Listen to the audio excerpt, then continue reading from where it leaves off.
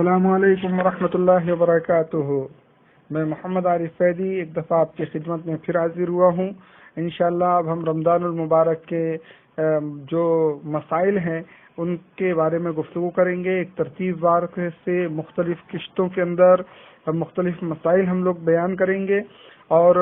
امید ہے کہ آپ سب اس سے بہترین استفادہ حاصل کریں گے۔ تو چلیے آج پہلی قسط اس کی ہم بناتے ہیں اور ہم سنتے ہیں سحری کے مسائل کے تعلق سے۔ یوں رمضان المبارک کی فضیلت اور اس کی برکتوں کے تعلق سے کئی باتیں ہم لوگ سنی ہی رکھی ہیں اور وہ مشہور بھی ہیں۔ سحری کے کچھ مسائل ہم آپ کی خدمت پہ پیش کرتے ہیں۔ نمبر 1، سحری کے تعلق سے اللہ کے رسول صلی اللہ علیہ وسلم کا حکم ہے کہ سحری کرنا چاہیے۔ صحیح بخاری کے اندر حدیث نمبر 1923 میں اللہ کے رسول صلی اللہ علیہ وسلم ارشاد فرماتے ہیں تسحروا فإن فی السحور برکہ، کہ سحری کرو کیونکہ سحری میں اللہ تبارک تعالیٰ نے برکت رکھی ہے۔ یہ حکم ہے اللہ کے رسول صلی اللہ علیہ وسلم کا، اس لیے امت میں سے بعض لوگوں نے اس حکم کی مناسبت سے سحری کو واجب قرار دیا ہے، جبکہ امت کی اکثر علماء یہ کہتے ہیں کہ سحری جو ہے یہ مستحب عمل ہے، واجب نہیں ہے۔ سنن نسائی حدیث نمبر 2162 میں اللہ کے رسول صلی اللہ علیہ وسلم فرماتے ہیں سحری کا ذکر کرتے ہوئے انہا برکۃ اعطاکم اللہ ایاہ فلا تدعوا، یہ سحری جو ہے یہ برکت ہے، یہ اللہ تعالیٰ کی طرف سے تم کو عطیہ ہے، لہٰذا تم اس کو مت چھوڑو۔ تو یہاں پر بھی اللہ کے رسول صلی اللہ علیہ وسلم نے سحری کو برکت بھی قرار دیا، یہ بھی بتلایا ہے کہ اللہ کی طرف سے دیا ہوا تحفہ ہے جو ہمیں دیا گیا ہے، یعنی محمد صلی اللہ علیہ وسلم کی امت کو۔ اور تیسری تلقین اللہ کے رسول صلی اللہ علیہ وسلم نے یہ کی کہ سحری کو چھوڑا نہ جائے۔ اب ہم کو جو دیا گیا ہے تو اس کی ایک وضاحت جو ہے نا صحیح مسلم کے اندر حدیث نمبر 1096 میں ہے۔ نبی کریم صلی اللہ علیہ وسلم ارشاد فرماتے ہیں فصلوا ما بین صیامنا و صیام اہل الکتاب اکلۃ السحاری، کہ ہمارے اور اہل کتاب یعنی یہود و نصارہ جو پہلے کے گزرے ہیں اہل کتاب، تو ہمارے اور اہل کتاب کے روزوں میں جو فرق ہے وہ سحری کا کھانا ہے۔ پہلے جو اہل کتاب سے ان کو روزے کا حکم تھا پر وہاں سحری موجود نہیں تھی، ہمیں روزے کا حکم دیا گیا ہے تو ساتھ میں سحری کا بھی حکم دیا گیا ہے، لہٰذا ہم کو سحری کھانا چاہیے، گرچہ ہم کتنا بھی کھائیں ہمارے اختیار میں، ہمیں سحری کھانا چاہیے۔ اور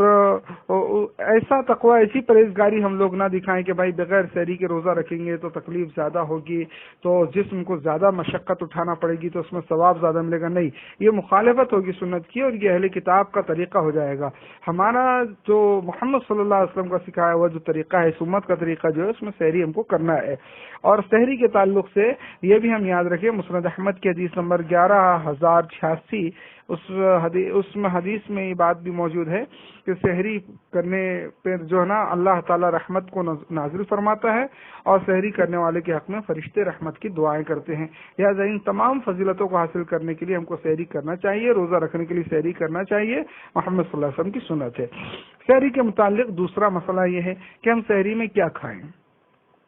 تو نمبر 1 تو اس میں ہم یاد رکھیں کہ سحری کے اندر تمام حلال غذائیں ہم کھا سکتے ہیں، اس میں کوئی پابندی نہیں ہے۔ ہاں اگر ہم کھجور کھائیں سحری میں تو وہ بہت بہترین غذا ہوگی، کیونکہ سنن نبی داؤد کی حدیث نمبر 2345 میں اللہ کے رسول صلی اللہ علیہ وسلم نے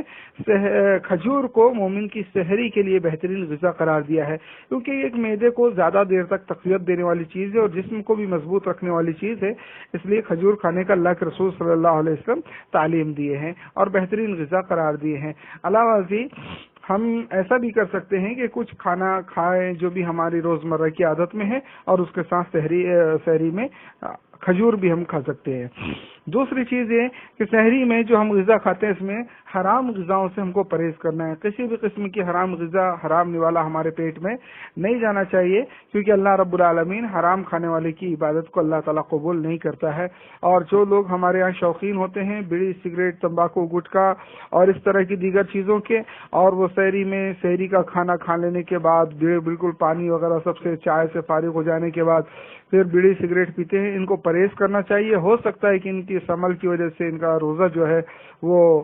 خراب ہو جائے اور وہ لوگ روزے کے ثواب سے محروم ہو جائیں، اس لیے ہم کو یہ نہیں کرنا چاہیے۔ یاد رکھیں اس امت کے اکثر علماء بیڑی، سگریٹ، تمباکو، گٹکے کو حرام ہی قرار دیتے ہیں، یہ بھی حرام غذا میں شامل ہے۔ سحری بھی جب ہم کھاتے ہیں تو کیونکہ سحری کے کھانے کے بعد ہم کو نماز کے لیے مسجد بھی جانا ہوتا ہے، اس لیے ہم اس بات کا بھی دھیان رکھیں کہ سحری میں کچا لہسن، کچی پیاز وغیرہ نہ کھائیں، کیونکہ اللہ کے رسول صلی اللہ علیہ وسلم نے ان چیزوں کو کھا کر مسجد میں آنے سے منع کیا ہے، یہاں تک کہ منہ سے ان کی مہک پوری طرح ختم نہ ہو جائے۔ اس تعلق سے ایک بات اور یہ کہ سحری میں ہم کتنا کھائیں،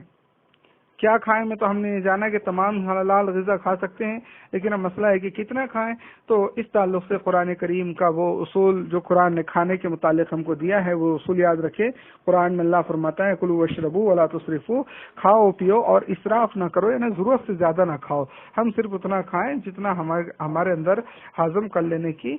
طاقت ہو اور ہم آسانی کے ساتھ ہضم کر سکتے ہوں۔ بالخصوص سحری میں اگر زیادہ کھا لیا جائے تو اس کے بہت سارے نقصانات سامنے آتے ہیں۔ دن بھر ایسی ڈکاریں آتی ہیں کہ منہ میں روٹی کے ٹکڑے یا کھٹا پانی یا چاول کے دانے منہ میں واپس نکل کے آ جاتے ہیں۔ ایسا اس وقت ہوتا ہے جبکہ ہم سحری میں زیادہ کھا لیں اور ہمارا پیٹ کا نظام جو ہے وہ درہم برہم ہو جائے، اس لیے ہم کو ایک دائرے میں، محدود دائرے میں رہتے ہوئے کھانا چاہیے۔ سحری کے متعلق تیسرا مسئلہ یہ ہے کہ سحری ہم کب تک کھائیں، سحری کا وقت کب شروع ہوتا ہے، کب تک ہم کھائیں۔ تو یاد رکھیں سحری کا وقت جو شروع ہوتا ہے اس کے تعلق سے اکثر اہل علم اپنی کتاب میں یہ بات کہتے ہیں کہ آخری یعنی رات کو ہم 2 حصے کر لیں، سورج غروب سے لے کر طلوع فجر تک، تو اس کا جو آخر کا دوسرا حصہ جو شروع ہوتا ہے وہاں سے سحری کا وقت شروع ہو جاتا ہے، اور یہ رہتا کب ہے تو طلوع فجر تک یہ وقت باقی رہتا ہے۔ فجر کا وقت جو شروع ہوتا ہے نا اس وقت تک سحری کا وقت باقی رہتا ہے۔ قرآن کریم سورہ بقرہ کی آیت نمبر 187 میں اللہ تعالیٰ نے فرمایا وَكُلُوا وَاشْرَبُوا حَتَّى يَتَبَيَّنَ لَكُمُ الْخَيْطُ الْأَبْيَضُ مِنَ الْخَيْطِ الْأَسْوَدِ مِنَ الْفَجْرِ، آپ کھاؤ اور پیو یہاں تک کہ سفید دھاری ظاہر ہو جائے کالے دھاری سے، یعنی کہ سفید دھاری سے مراد یہاں فجر کی روشنی ہے، جو فجر کے وقت ایک مخصوص روشنی جو نکلتی ہے، شہروں میں تو آج کل سمجھ میں نہیں آتی، گاؤں میں اس چیز کو تجربے کار لوگ دیکھ سکتے ہیں، اور کالی دھاری سے مراد رات کا اندھیرا ہے۔ تو جب یہ رات کا وقت ختم ہو کر فجر کا وقت آتا ہے تب تک سحری کھانے کا حکم دیا گیا ہے۔ سورہ بقرہ کی آیت 187 کی تفسیر ہم قرآن کریم وغیرہ میں پڑھ سکتے ہیں۔ اس کے علاوہ اللہ کے رسول صلی اللہ علیہ وسلم کی بھی عادت مبارکہ تھی کہ آپ صلی اللہ علیہ وسلم سحری کو تاخیر کر کے کھاتے تھے، جلدی نہیں کرتے تھے سحری کے کھانے میں۔ صحیح بخاری کے اندر حدیث نمبر 1921 میں حضرت زید بن ثابت رضی اللہ تعالی عنہ کہتے ہیں تسحرنا مع رسول اللہ صلی اللہ علیہ وسلم ثم قام الى الصلاۃ، کہ ہم نے اللہ کے رسول صلی اللہ علیہ وسلم کے ساتھ سحری کی، پھر آپ صلی اللہ علیہ وسلم نماز پڑھانے کے لیے چلے۔ تو راوی کہتا ہے کہ میں نے حضرت زید بن ثابت سے پوچھا کہ کم کانا بین الاذان والسحور، کہ والسحور کی اذان اور سحری کے درمیان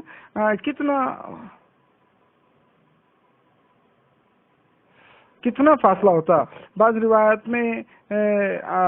نماز کے لیے جو اقامت کہی جاتی ہے اس میں اور سحری میں کتنا فاصلہ ہوتا تھا، تو انہوں نے جواب دیا قدر 50 آیا، کہ 50 آیات تلاوت کر لیا جائے، کم سے کم اتنا وقت تو ہوا کرتا تھا، اور ہم جانتے ہیں 50 آیت تلاوت کرنے میں بہت زیادہ لمبا وقت نہیں لگتا،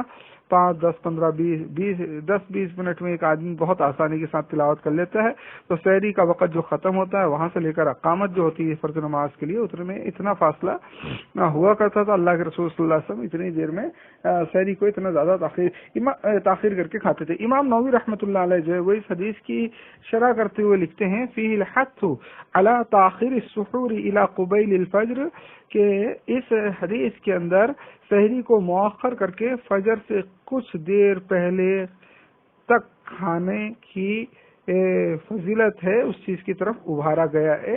کہ سحری کو تاخیر کیا جائے اور فجر کے کچھ قبل تک، کچھ دیر پہلے تک اس کو کھایا جائے۔ یہ بات موجود ہے امام نووی کی شرح مسلم جو انہوں نے کی ہے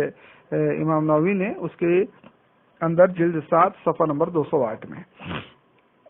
ایک روایت اس کے تعلق سے اور بڑی بہترین ہے، صحیح ابن حبان کی حدیث نمبر 1770، عبداللہ ابن عباس رضی اللہ تعالیٰ عنہما اس کے راوی ہیں، اس میں اللہ کے رسول صلی اللہ علیہ وسلم ارشاد فرماتے ہیں ان معاشر الانبیاء امرنا ان نؤخر سحورنا، کہ ہم انبیاء علیہ السلام کی جو جماعت ہے ہمیں حکم دیا گیا ہے کہ ہم سحری کو تاخیر کر کے کھائیں، لیٹ کر کے کھائیں۔ اللہ کے رسول صلی اللہ علیہ وسلم کا خود کا بھی طریقہ ہے، انبیاء علیہ السلام کا بھی طریقہ ہے، اور آپ صلی اللہ علیہ وسلم نے امت کے لوگوں کو کو اس چیز کی تعلیم میں دی ہے۔ یہاں تک کہ ایک حدیث جو سنن ابی داؤد کے اندر موجود ہے، حدیث نمبر 2350،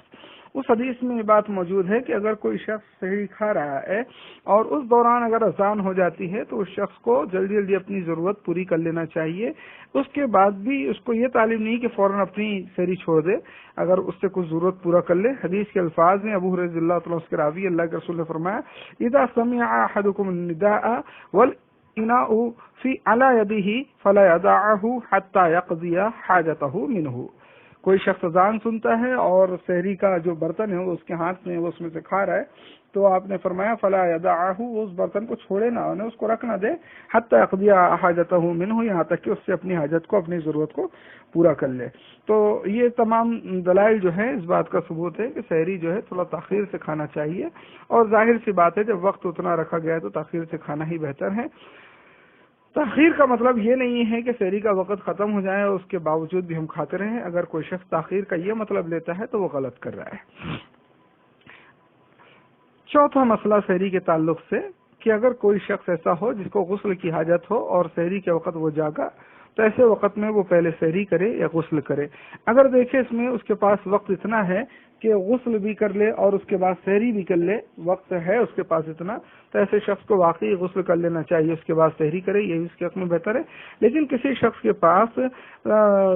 وقت اتنا نہیں ہے، مناسب وقت نہیں ہے کہ وہ دونوں کام کر لے، اگر وہ غسل کرے گا تو سحری کا وقت ختم ہو جائے گا، تو ایسے شخص کو پہلے سحری کر لینا چاہیے روزے کے لیے، اور اس کے بعد غسل کر کے اس کو فجر کی نماز ادا کرنی چاہیے۔ اس تعلق سے سلیمان ابن یسار رحمۃ اللہ علیہ ایک تابعی ہیں، انہوں نے ام سلمہ رضی اللہ تعالی عنہ سے سوال کیا اس کے بارے میں، ان الرجل یصبح جنبا، کہ ایک آدمی جو ہے وہ صبح کرتا ہے جنبی حالت میں، یعنی اس کو غسل کی ضرورت ہے، تو پوچھا کیا وہ روزہ رکھے یا سحری کرے؟ تو انہوں نے فرمایا قالت کان رسول اللہ صلی اللہ علیہ وسلم یصبح جنبا، ایسا اللہ کے رسول صلی اللہ علیہ وسلم کے ساتھ بھی ہوتا تھا کبھی کہ آپ صلی اللہ علیہ وسلم صبح کرتے تو آپ جنبی ہوتے نا، سحری کے وقت جاگتے جب تو آپ جنبی ہوتے تھے۔ اور یہ جنبی انہوں نے یہ بھی ذکر کیا کہ صرف احتلام کی وجہ سے، یعنی ہم لوگ بولتے ہیں نائٹ فیل ہو جانا، صرف اس وجہ سے نہیں ہوتا بلکہ اپنی بیویوں سے ملاقات کرنے کی وجہ سے بھی جنبی ہوتے تھے۔ ثم رسول پھر بھی آپ صلی اللہ علیہ وسلم روزہ رکھا کرتے تھے۔ تو اصل میں غسل جو ہے، پاکی جو ہے، وہ نماز کے لیے شرط ہے، سحری کے لیے وہ چیز شرط نہیں ہے۔ تو ہم لوگ سحری یوں ہی وضو بنا کے کر سکتے ہیں، کیونکہ حدیث کے اندر یہ بات موجود ہے،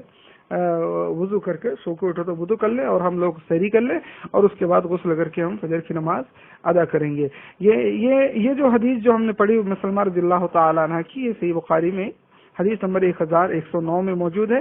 اور اس طرح سے یہی مسئلہ جو ہے خواتین کے تعلق سے بھی ہے، اگر ان کو بھی غسل کی حاجت ہو، وقت ان کے پاس ہے تو دونوں کام وہ کر سکتے ہیں، اگر وقت کی قلت ہو تو وہ بھی پہلے سحری کر لیں، اس کے بعد وہ غسل کر کے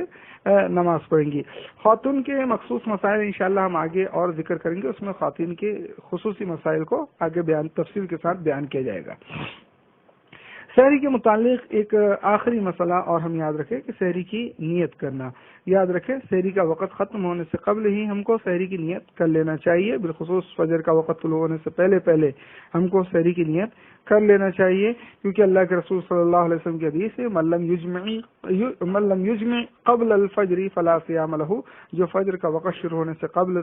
سحری کی نیت نہیں کرتا اس کا روزہ نہیں ہے، روزے کی جو نیت نہیں کرے اس کا روزہ نہیں ہے۔ یہ حدیث سنن ابو داؤد کے اندر 2454 میں موجود ہے، لہذا ہم کو طلوع فجر سے پہلے سحری کی نیت کر لینا ہے۔ اور یہ بھی ہم یاد رکھیں یہاں پر کہ نیت کے لیے کوئی مخصوص الفاظ احادیث رسول صلی اللہ علیہ وسلم کے اندر موجود نہیں ہے کہ جس کی ہم ادائیگی اپنی زبان سے کریں، بلکہ نیت جو ہے اصل میں وہ دل کے ارادے کا نام ہے۔ یہی بات تمام کتابوں کے اندر لغوی موجود ہے، چاہے لغوی ہو یا اصطلاحی ہو، کہ نیت دل کے ارادے کو کہتے ہیں، یہی بات ہے۔ تو ہمیں بھی دل میں مضبوط اس کا عزم کر لینا ہے، مضبوط ارادہ کر لینا ہے کہ واقعی ہم روزہ رکھیں گے، اور یہ کام فجر طلوع ہونے سے پہلے کرنا ہے۔ جو آج کے وقت میں الفاظ کا استعمال کیا جاتا ہے، یہ استعمال کرنے والے بھی جانتے ہیں کہ حدیث میں موجود نہیں ہے، لیکن ایک رسمن چلا ہے تو لوگ اس پر عمل کرتے جا رہے ہیں، اس کی حاجت اور ضرورت ہمیں نہیں ہے۔ ہمارے یہاں ایک گڑبڑی یہ ہوتی ہے بعض جگہوں پر کہ مسجد سے ایک اعلان کر دیا جاتا ہے کہ سحری کا وقت ختم ہو چکا ہے۔ اب ختم ہو چکا ہے اعلان کیے جانے کے بعد کہتے ہیں کہ اب روزہ کر لو بھائی، کہ بھائی ختم ہو گیا سحری کا وقت، تو اب کس چیز کی ہم لوگ اب نیت کر لو، کس چیز کی نیت کریں سحری کا وقت ختم ہونے کے بعد؟ سحری کا وقت ختم ہو گیا، اس کے بعد کیا ہم نیت کریں؟ ہم کو سحری کا وقت ختم ہونے سے پہلے نیت کر لینا چاہیے، یہی ہمارے حق میں بہتر ہے۔ دعا ہے اللہ تبارک تعالی ہم سب کو عمل کی توفیق عطا فرمائے۔ اور یاد رکھیں سحری کے متعلق اگر کوئی مسئلہ دریافت کرنا ہے تو ہمارا ایک واٹس ایپ نمبر ہے، آپ لوگ اس میں ہم سے تعلق قائم کر سکتے ہیں اور کوئی بھی مسئلہ ہو دریافت کر سکتے ہیں۔ انشاءاللہ ہمارے علم میں اگر اس کا جواب ہوگا تو ضرور آپ کی خدمت میں پیش کریں گے۔ موبائل نمبر ہے واٹس ایپ نمبر 9713185151، اور اگر اس نمبر میں واٹس ایپ نہ چلے تو اس کے علاوہ ایک دوسرا نمبر بھی ہے جو نمبر ہم آپ کو اپنے ٹیکسٹ میسج کے ذریعے